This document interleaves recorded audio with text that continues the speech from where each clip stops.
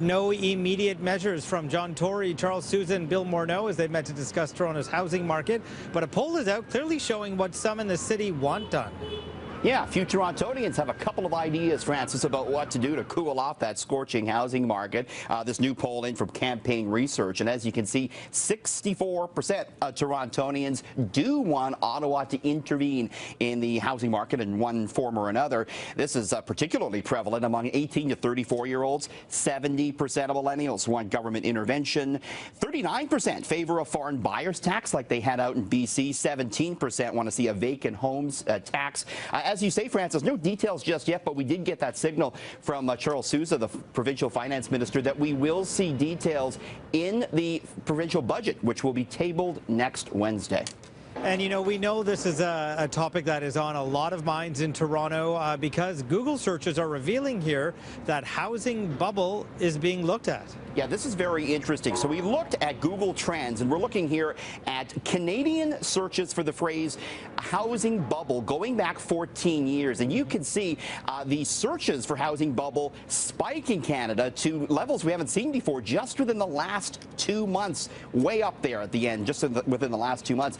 Now, if we take a look at the U.S. searches for housing bubble, also going back 14 years, you see we saw a similar spike in the U.S. in 2005 when the U.S. housing market was going bonkers. Of course, housing prices plummeted in the U.S. by 2007. So some are looking at this data, Francis, and they're extrapolating it, and they're saying perhaps it's showing that we are reaching maybe a bit of a breaking point in the housing market.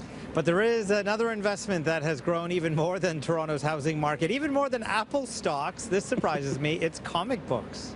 Yeah, the returns have leaped tall buildings with a single bound. Check your basement, Francis. Comic books are hot. In fact, the comic book market, it's been red hot for a while. Take a look at this. The detective copy of Action Comics #1. This was the first comic Superman appeared in. It sold back in 2001 for $285,000, a big price tag. But today, it's bringing in $2.8 million or more. How about Detective Comics #27? The first time we saw Batman. It sold in 2001 for $240,000. Today, it's bringing in $2 million. Teenage Mutant Ninja Turtles #1. You could get that for just $200 back in 2001. Today, if you have it, you could sell it for $4,000 or more. Walking Dead #1. This came out only in 2003, and it sold for about $200, or so it sold for just $2.95 then.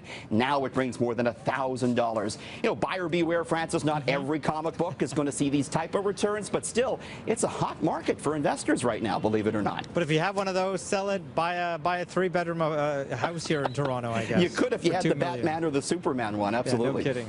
So some tough talk today from U.S. President Donald Trump on NAFTA, maybe surprising for some Canadians. Sure. Just within the last hour, we had Trump kind of attacking the way that Canada deals with trade around specifically the dairy industry. So right now, the current system here in Canada limits the amount of dairy Canada can import before trade tariff kicks in.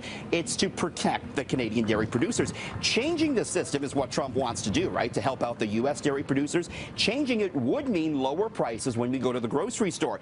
It also, though, could mean pain for the dairy producers in Canada, and it could mean pain for the Canadian economy. The dairy industry accounts for a significant amount of GDP. So these were the type of worries that we had, Francis, as far as what Trump wanted to do with trade and with NAFTA. Canada might be heading for a bit of a showdown with the U.S. over this one. And it's worth noting there are a significant amount of dairy farmers here in Ontario. Absolutely. Well, it's a big part of the economy, so they're not going to want to see any changes to the current system. Trump does. Starbucks, they are coming out with what may be its strangest creation yet. So that is called a unicorn frappuccino? It's called a unicorn frappuccino. I had a chance to try one today. They don't go on sale until tomorrow, and they'll only be on sale for a week at Starbucks Canada. It is made with a dusting of pink powder blended into mango cream frappuccino, layered with a sour powder topping. The idea here, Francis, is when you stir it, it changes color. It goes from purple to pink, and the flavor goes from sweet to fruity.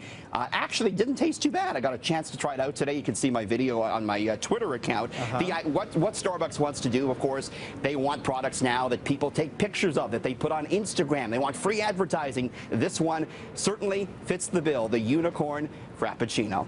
Does it come with pumpkin spice? Because that would really be a hot seller. This comes with a cool little, pink type of dust. The kids are going to love it, I think, Francis. I don't know about the adults. Yeah, I can't wait. Thank you, Richard. Thanks.